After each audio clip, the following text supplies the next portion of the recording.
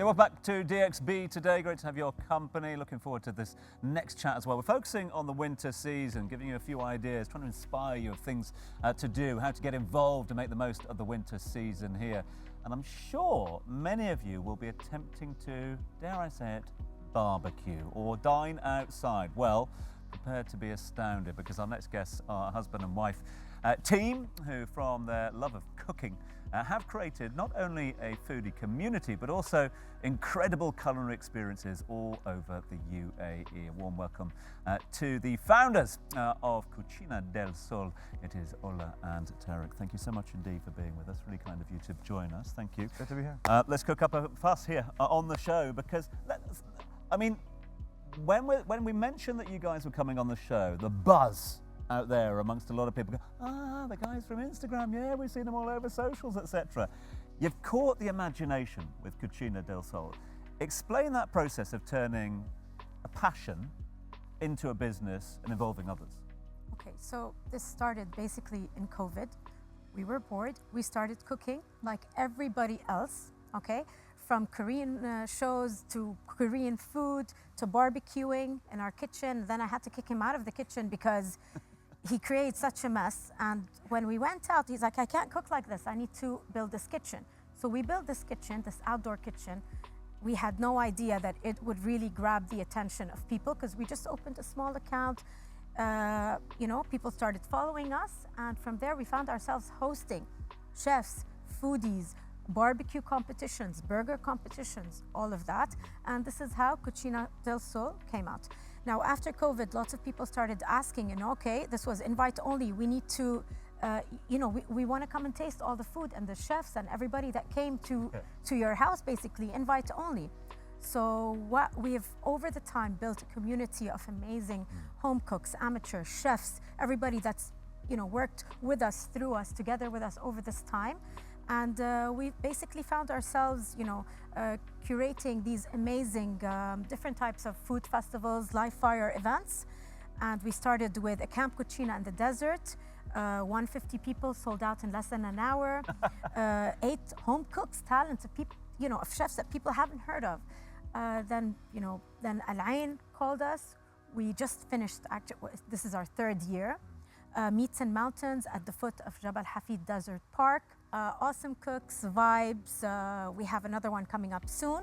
A little teaser. We have something called Barbecue on the Bay coming up, Barbecue in the Park. If you guys have other scenic spots around Dubai, these are, by the way, in the city. So we're bringing this community and this vibe into town, not just out. So this is... I love that. I think, Tarek, I want to ask you, did you recognize quite early on what this is doing for the food culture in the scene here? We had no clue what we were doing. It was all organic, but basically, like every event we organize at Cucina, it was magic because we see the connection between people, right? Kind of people would walk in to a stranger's home, but by the end of the night, food brings people together, created bonds, created relationships and friendships. And like Ola said, they got to a point where everybody wanted to become part of it, so we felt like we need to take it out. And we wait for this season, outdoors, to take it out, to like really adventure out into, Al-Bar, into the desert, into the mountains. So we're very particular about the places and the scenery where we bring food, space, and community vibe together. Cucina del Sul, if I'm not mistaken, it's taken from your last name, right? It is. So Cucina is kitchen, inspired by a lot of our travel to Spain, Italy, Portugal. And then del Sul is of Sul for Sultani. So it's kitchen of Sultani. So it's very much a family barbecue. So what do you think you're doing right that makes it feel more like a community and less like a commercial event? I think a lot of it is about, it's a platform that gives amateur cooks and aspiring cooks access, right? So, for example, in a lot of events, it's not food trucks. You don't need to come in with a huge investment in a food truck. It's a kiosk. It's a kind of the food is front and center, so you actually feel, smell, touch, the food, and then it's also about, I think, the rawness and the organic nature of the events. And that's, again, it's all this stuff is stuff that we like to go to, and when we travel, these are the types of markets and the hidden gems that we travel to search for. So we try to uncover them over here. because there's a feeling, right? And that's what makes it into a memory, and you leave with your cup filled. So while everyone is talking about the food and making me hungry, I like to eat metaphorically relationships. And it really got my attention that, you know, everything grew organically in your home in COVID, and you're a couple making this happen. So my question is a bit on the couple side. What would you say is the plus side of working together on this business as a couple, and what is the challenge? So I'll tell you, the plus side is we spend a lot of time together, and we did this because we wanted to do this and keep our family unit together. And this stemmed out of COVID. We spent a lot of time, you know, in COVID together. So doing it together is amazing. I'm not telling you that we don't want to like kill each other every now and then, okay? No, we're doing this today. No, we're cooking that today, because these are the challenges that came up. But we just naturally spent more time together and with our kids. Oh, that's But it's definitely a shared passion. I mean, we both share a passion for food, for travel, for these types of experiences, for the outdoor. Ola's lived here all her life. Yeah. So, yeah, I think that's a key fundamental part of it. But also, we are big foodies, so very quickly, 20 years ago, we did have a churro, pretzel, hot dog business that we rolled out into the city. This is not our first food adventure together. And we were part of Festival City 25 years ago, trying to sell churros where nobody like really wanted churros then, you know, but now it's on every menu. Is the current one the most successful from the previous ones?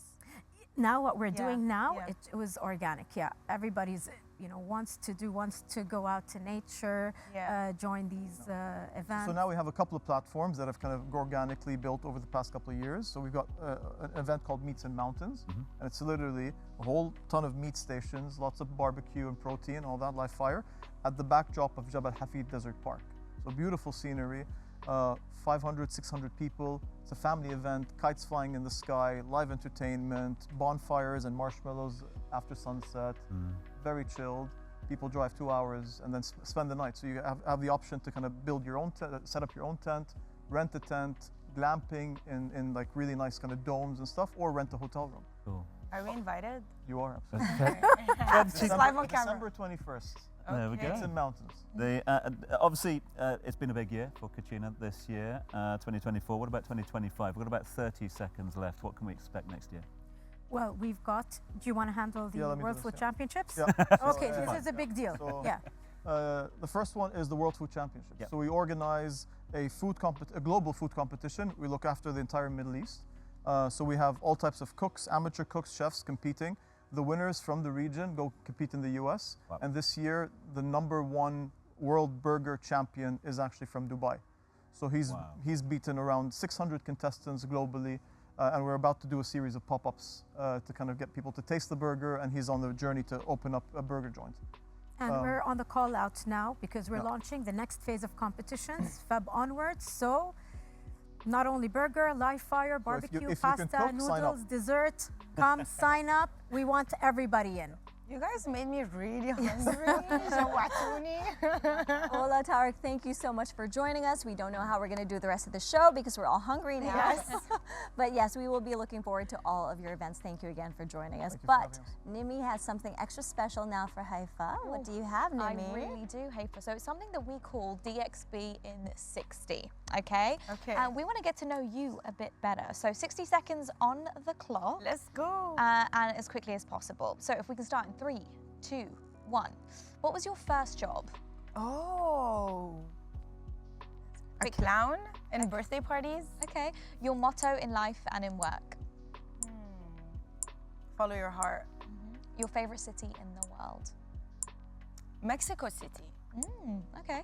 If you could have dinner with anyone, past or alive, who would it be? Bob Marley. Okay. One country you have yet to tick off on your bucket list? Brazil. Okay, I can see you there. When traveling, what is the one item you always take with you? My phone and charger. Your go-to restaurant here in Dubai? Ustadi Kebab in Bar Dubai. Is there a book, a movie, or a series that you recommend? Eat, pray, and love. The best. A superpower that you wish you had? Oh. Make everyone happy and like just eat natural and live in community and stop the hate and fight. And lastly, why Dubai? because it's a city of opportunities. It changed my life. If it wasn't for Dubai, I wouldn't have made it to where I am now. I'm very grateful. Oh, yay. Yeah. Thank you. Thank yous all round. I've got to say a big thank you to Tarek and Ola. Thank you so much indeed for popping in. All the best with the winter season upon us at the moment. Thanks for everything that glad you to be guys are back. doing. And Haifa, thank you for Thank guest you. co-hosting for today. I loved An absolute it. pleasure. Thank We you. will get you back on the sofa very soon. The guys are going to go off and talk all things food. We're going to stick around though because we've got Claire Townley who's going to be playing us out in just a little while. Don't go anywhere.